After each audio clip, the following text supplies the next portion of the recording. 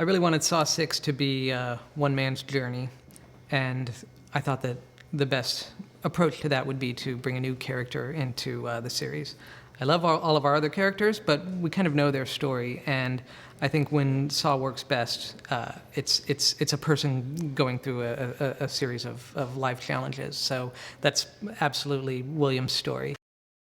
Shawnee Smith seems to be able to just tap into this Amanda character who has nothing to do with what Shawnee's like, but for example, when we were just doing that little scene with her inside the clinic corridor, she began to transform into the drug-crazed, heroin fiend Amanda in the cold sweat and spritz, and once she got there, with her hands curling up, she stayed there even after cut, and we did 4 or 5 takes, and there was very little talking to her because as a director you don't want to say too little because actors need encouragement, but I got the sense that you don't even go there. Like I might have said 1 or 2 words to her and she would shake her head a little bit, but she was vibrating and in the character of somebody going through heroin withdrawal in between takes. It was kind of disturbing, and that's what she brings to the character. I've been involved in these Saw films from the beginning as an editor, and it was my first break as an editor. I'd been an assistant editor for a long time before that, and I certainly didn't think until we'd done a couple of them that there was any chance that I could fulfill that dream of becoming a director.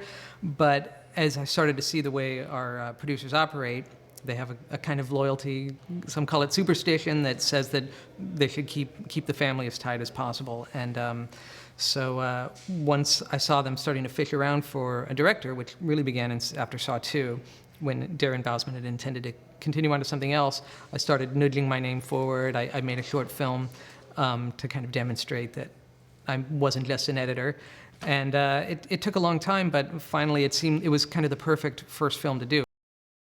Horror films in general, I think, are very fun cinematically because you get to do a lot of stuff that would be too over the top, cinematically speaking, in pretty much any other genre of film.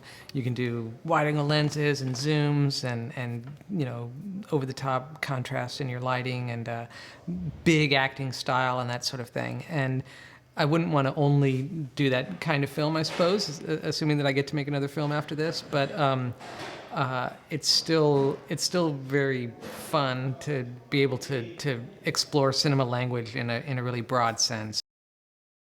I hope I'm taking it, if not to a new level, at least to levels that are as good as the best of the previous Saw movies. Obviously I'd love for it to be the best of all, but it's hard to surprise the audience at this point. But what I do really want is for it to be an emotional journey that the audience will be compelled to follow in its own right as a story, as opposed to what's the next trap going to be.